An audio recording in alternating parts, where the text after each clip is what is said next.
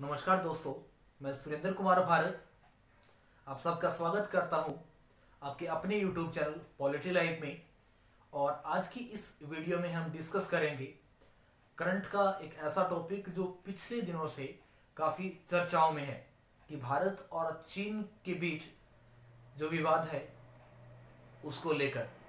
और ये मैं उम्मीद भी करता हूं कि भविष्य में आने वाली जो भी परीक्षाएं होगी उनमें इस टॉपिक से कोई ना कोई क्वेश्चन पक्का पूछा जाएगा।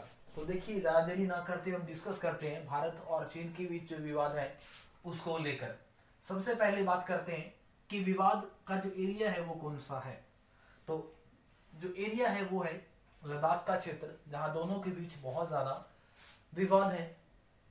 अब LAC जो बाउंड्री है वो बनी हुई है, या टच करती है किस किस को, हिमाचल को, उत्तराखंड को, सिक्किम को और अरुणाचल प्रदेश को। देखिए, ये हो गया JNK का एरिया, ये उत्तराखंड का एरिया, ये सिक्किम और ये अरुणाचल प्रदेश।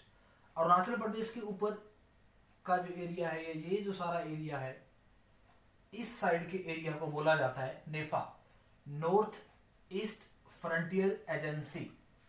दोबारा से रिपीट कर देता हूं, नेफा की नॉर्थ ईस्ट फ्रंटियर एजेंसी या एरिया।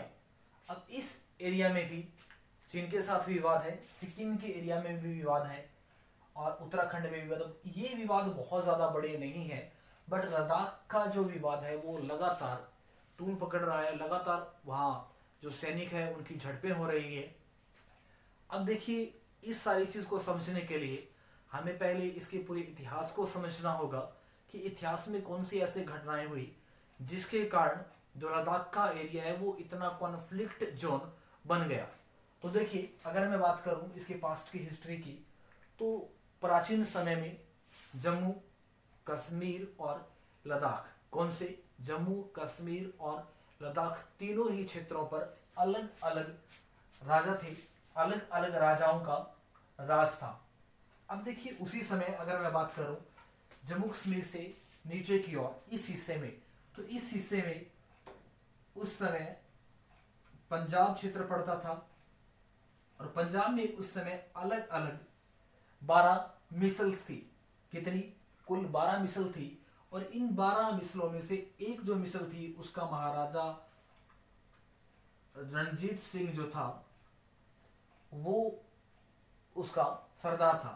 अब महाराजा रणजीत सिंह सरदार था, उसने क्या किया, अपने आप को पावरफुल बनाने के लिए, अपने आप को सर्वोच्च दिखाने के लिए उसने जो दूसरी जो मिसल्स थी उनके ऊपर अटैक किया और सारी मिसल्स को हराकर एक पंजाबी सूबे की स्थापना की।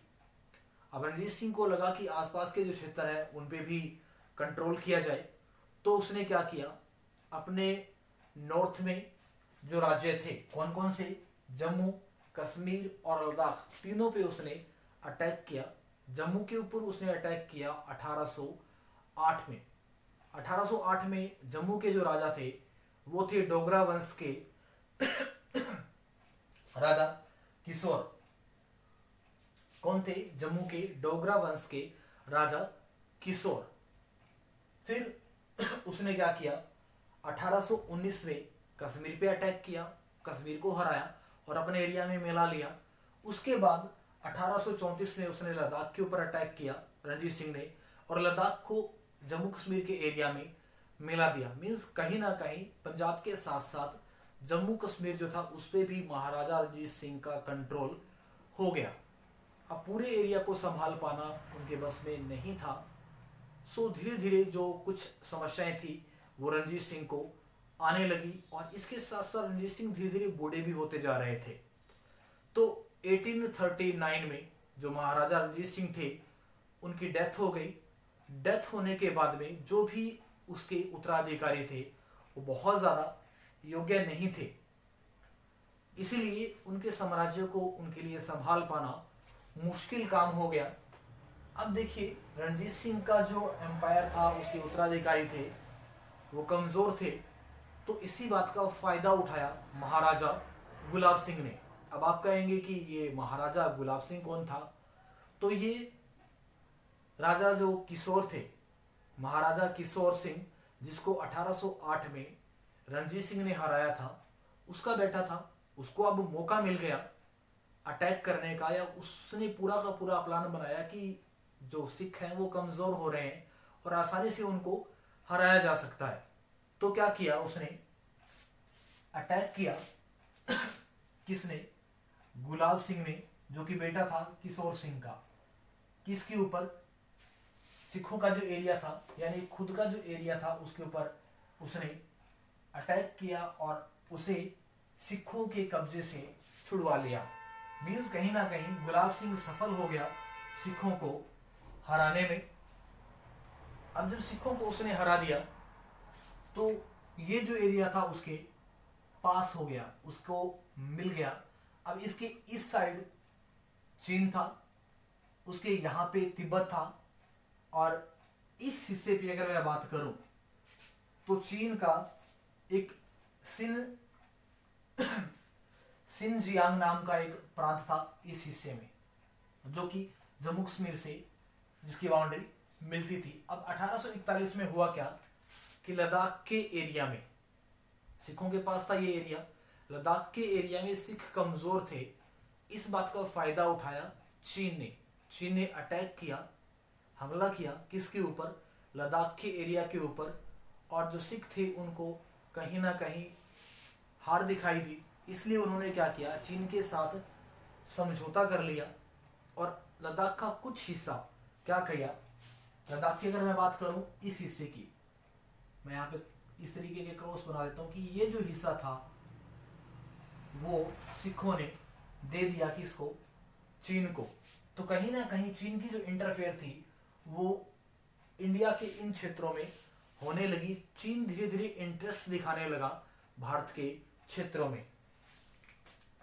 अब देखिए उन्हीं दिनों, क्योंकि जो पंजाबी लोग थे वो इस हिस्से में पावरफुल थे, और पंजाबी जो भी सरदार थे उनकी कभी भी अंग्रेजों के साथ अच्छी नहीं बनी।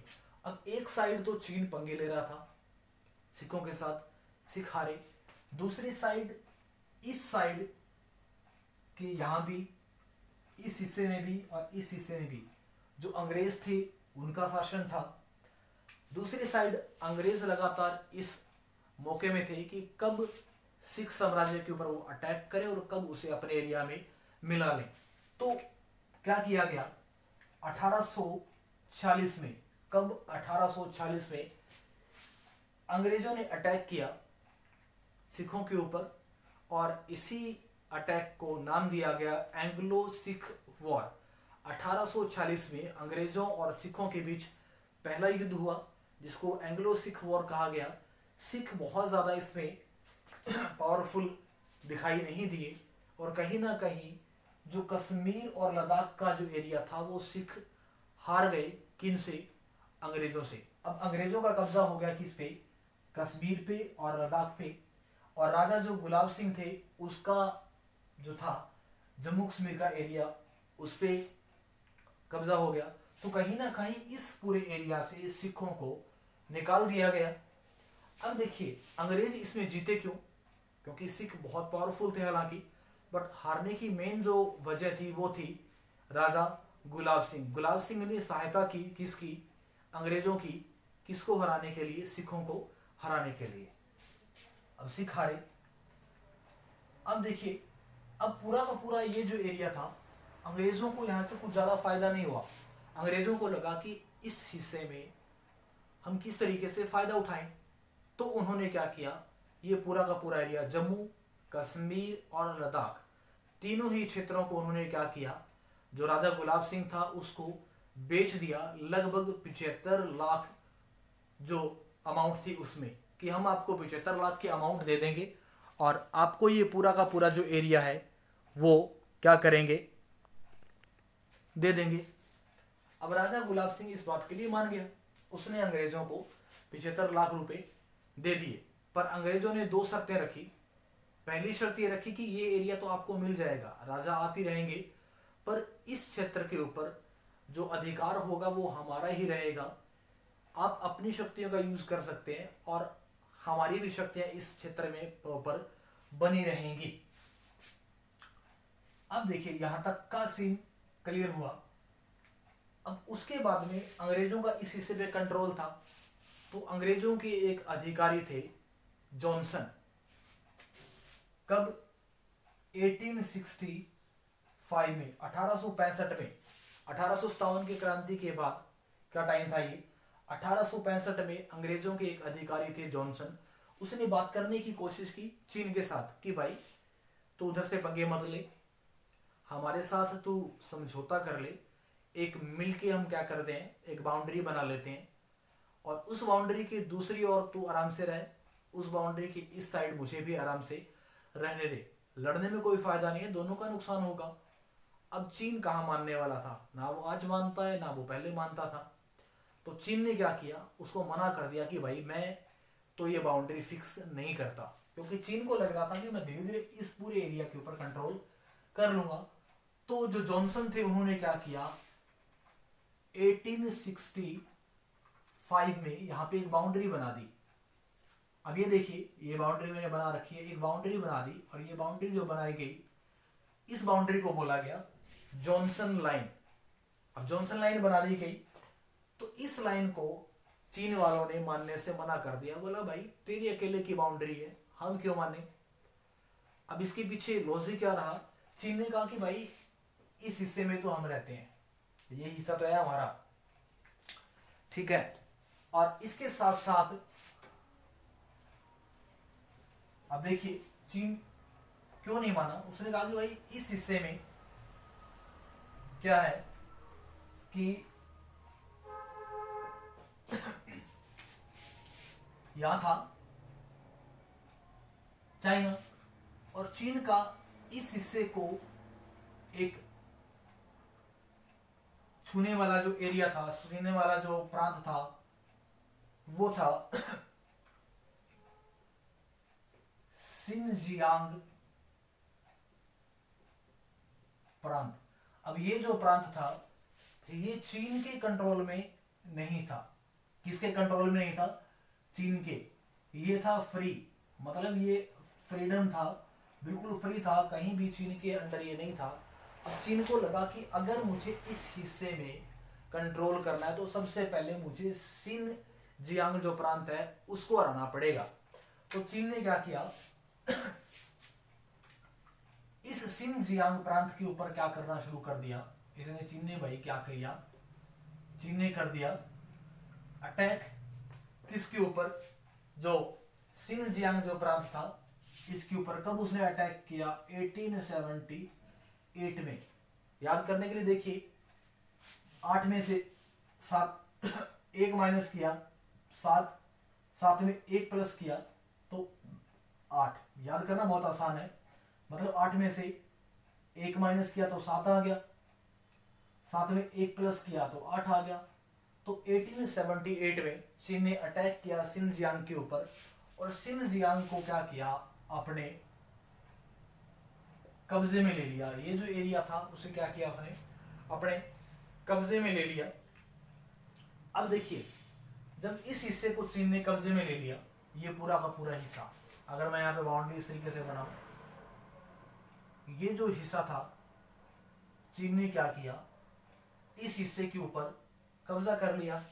जब कब्जा कर लिया तो लगातार चीन के जो सिपाही थे वो इस एरिया में आते और यहाँ कुछ लोकल लोग थे जो चीन को ये बताते कि भाई भारत के अंदर या जो जम्मू कश्मीर का जो एरिया है वो भारत का उसके ऊपर बहुत ज्यादा कंट्रोल नहीं है। इस बात का जब चीन को पता चला तो चीन ने कोशिश की इसके ऊपर अटैक करने की, क्योंकि भारत वो इंटरेस्ट दिखा रहा था। अब धीरे धीरे टाइम निकला और इस हिस्से को लेकर जो अंग्रेज थे, क्योंकि अंग्रेजों का 1857 के बाद में भारत में कंट्रोल काफी बढ़ गया था।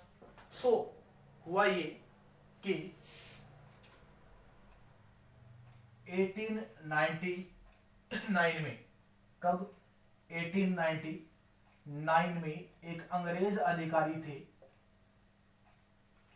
और उस अंग्रेज अधिकारी ने क्या कहा, इस अंग्रेज अधिकारी ने बोला चीन को कि भाई आपा बात करते हैं, बातचीत करके इसकी बाउंड्री फिक्स कर लेते हैं। तो ये जो बात थी, ये जो अंग्रेज अधिकारी थे, इनका नाम था जॉर्ज मार्क टेनी। अब जॉर्ज मार्क टेनी ने अपनी बात थी वो क्या की, चीन पहुंचाई एक व्यक्ति के माध्यम से, और जिस व्यक्ति के माध्यम से चीन पहुंचाई गई वो था मैकडोनाल्ड। अब इसने कहा कि भाई बाउंड्री फिक्स कर लेते हैं चीन के साथ। इसने इस बंदे को, मैकडोनाल्ड को भेजा चीन कि भाई तो बात कर, बाउंड्री फिक्स कर लेते हैं। बट चीन ने क्या किया, उस बात को सीरियसली नहीं लिया, और इन्होंने क्या किया इस हिस्से में, ये जो जॉनसन लाइन है, इसी हिस्से के आसपास एक और लाइन बना दी, और इस लाइन का नाम दिया गया मार्क टेनी मैकडोनाल्ड लाइन। मार्क टेनी यहां से जोड़ दिया गया, मैकडोनाल्ड लाइन नाम दे दिया इन्होंने कि ये जो लाइन है, इससे इधर की ओर, इससे नीचे की ओर तो होगा भारत का कंट्रोल, और इससे ऊपर की ओर जो कंट्रोल होगा वो होगा चीन का। अब देखिए चीजें बदली, किस तरीके से बदली कि धीरे धीरे जो भारत के अंदर जो अंग्रेज थे वो कमजोर होते जा रहे थे, क्योंकि 1857 के बाद में लगातार भारतीय लोगों के द्वारा अंग्रेजों के खिलाफ क्रांति की गई, और 15 अगस्त 1947 को क्या हुआ, आजाद हो गया भारत। अब आजाद होने के बाद में जो ये एरिया था, कौन सा एरिया,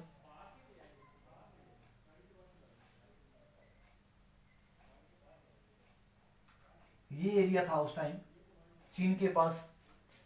तो 1947 के बाद में भारत और चीन के रिलेशन ठीक रहे, क्योंकि इधर जवाहरलाल नेहरू थे, उधर कोई दूसरे पीएम थे, उनके बीच रिलेशन अच्छे रहे। बट चीन ने दोगली नीति अपनाई, और चीन धीरे धीरे इस क्षेत्र में, इस एरिया में, यहां था सिनजियांग प्रांत। अब इस हिस्से में चीन ने क्या करना शुरू किया, सड़क बनाना शुरू कर दिया, ताकि उसकी कनेक्टिविटी है वो बनी रहे।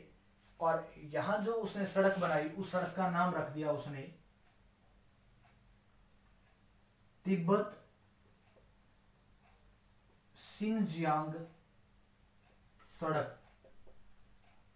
यहां जो सड़क बनाई उसने, उसका नाम रख दिया गया तिब्बत सिनजियांग सड़क। अब ये सड़क जो बनाई गई वो बनाई गई 1951 में। अब भारत को पता चला इस बात का, क्योंकि भारत आजाद हो चुका था, तो भारत ने विरोध करना शुरू किया कि भाई यहाँ जो सड़क बनाई है उसका जो प्रयोग है वो चीन अच्छे ढंग से नहीं करेगा। अब इसी बात को लेकर दोनों के बीच जो विवाद था वो बढ़ता चला गया। किस क्षेत्र में, इस एरिया में, किस एरिया में, LAC का जो एरिया था इस क्षेत्र में। और इसी विवाद के चलते चीन और भारत के बीच 1962 में वॉर हो गया, युद्ध हो गया। 1962 में भारत और चीन की जो लड़ाई हुई, भारत बहुत ज्यादा ताकतवर नहीं था, तो इसलिए भारत की जो सेना थी, भारत की जो फॉरवर्ड जो पॉलिसी थी, उसको भारत को छोड़ना पड़ा, और एक समझौता कर लिया गया, दोनों के बीच एक एग्रीमेंट कर लिया गया कि जहां जिसकी सेना है वहां पे क्या कर लिया जाएगा, एक समझौता कर लिया जाएगा कि चीन जहां पे है वहां चीन की सेना रहेगी, और जहां भारत की सेना है वहां भारत की सेना रहेगी, और दोनों के बीच एक बाउंड्री तय कर ली गई। और ये जो बाउंड्री तय की गई, इस बाउंड्री का नाम रखा गया LAC, line of actual control, ये नाम रखा गया कब? 1962 में। अब देखिए, अब नाम रख दिया गया। जब नाम रख दिया गया तो उसके बाद भी चीन है वो अपनी बातों से क्या नहीं आया, बाज नहीं आया, क्योंकि उसकी पंगे लेने की आदत थी। और जब वो पंगे लेगा तो भाई दूसरी चीजें भी आएगी। तो LAC का जो एरिया था वो था कुछ इस तरीके से, LAC की लाइन थी वो कुछ ऐसे थी। यहाँ जो एरिया था, ये जो एरिया है, ये क्षेत्र कहलाता है गलवान का एरिया या गलवान घाटी का क्षेत्र। किसका क्षेत्र? गलवान घाटी का क्षेत्र। और यहाँ पे इस तरीके से कुछ झील बनी हुई है, एक झील बनी हुई है जहां मैं रेड मार्क कर रहा हूं। ये जो झील है इसको कहा जाता है पेंगोंग झील। अब इन दोनों एरिया को लेकर विवाद शुरू हो गया है। अब देखिए, गलवान जो घाटी है वो पड़ती है इंडिया में, इस पे इंडिया का कंट्रोल है क्योंकि LAC की इधर पड़ती है। बट ये जो झील है ये फिक्स नहीं है कि ना तो ये पूरी इंडिया में है और ना ये पूरी चीन में। और इसी झील के आसपास के एरिया को लेकर चीन क्या है, लगातार प्रॉब्लम क्रिएट कर रहा है। अब इस झील की बात कर लेते हैं कि ये झील जो है उसकी लोकेशन क्या है। अगर मैं इस झील की बात करूं तो इस तरीके से यहाँ कुछ माउंटेन है और इस तरीके से ये झील है। दूसरी तरफ भी इस तरीके की लैंड है। इस साइड तो देखो है इंडिया, इस झील के इस साइड तो है इंडिया, दूसरी साइड झील के है चीन। तो यहां पे इस तरीके से 1 2 3 4 5 6 7 और 8 कुछ ऐसे पंजे जैसी शेप की है ना, इस तरीके से, जिस तरीके से पंजा होता है इस तरीके से है ना, कुछ पहाड़ है यहाँ पे। अब 1 2 और 3 और 4 ये जो एरिया है, चारों जो पहाड़ हैं, इनके ऊपर तो कंट्रोल है भारत का। इनके ऊपर कंट्रोल किसका है? भारत का कंट्रोल है। और भारत ये कहता है कि आगे के जो 8 तक है ना, वहां भी हमारा कंट्रोल है। पर चीन इस बात को नहीं मानता। चीन कहता है कि किसके ऊपर? 8 के ऊपर, 7 के ऊपर, 6 के ऊपर और 5 के ऊपर, इसके ऊपर की हमारा कंट्रोल है। इसलिए इस एरिया को लेकर दोनों के बीच में प्रॉब्लम बनी हुई है। और यहां क्या करते हैं, भारत के और चीन के जो फौजी हैं, जो आर्मी है, वो लगातार पेट्रोलिंग करते हैं, गश्त करते हैं। अब यहां जो 4 वाला जो एरिया था, ये जो एरिया है, ये जो क्षेत्र था, इस हिस्से में चीन वाले जो आर्मी पर्सन थे, चीन की जो आर्मी थी वो घुस गई। जब हमारे क्षेत्र में चीन की आर्मी घुसी तो जाहिर है हम विरोध करेंगे। और जब उन्हें विरोध करना शुरू किया तो दोनों के बीच झड़प हुई। और इसी झड़प में बहुत सारे जो भारतीय सैनिक थे वो वीर गति को प्राप्त हुए। उन्होंने देश के लिए अपना बलिदान दिया। तो उम्मीद करूंगा आज की वीडियो आपको पसंद आई होगी। इसी वीडियो का सेकंड पार्ट, जिसमें हम डिस्कस करेंगे पूरे के पूरे इस प्रॉब्लम को कि क्या है, किस तरीके से है उसको। तो उम्मीद करूंगा ये वीडियो आपको पसंद आएगी। लाइक करना, शेयर करना और सब्सक्राइब करना ना भूलें। जय हिंद, जय भारत।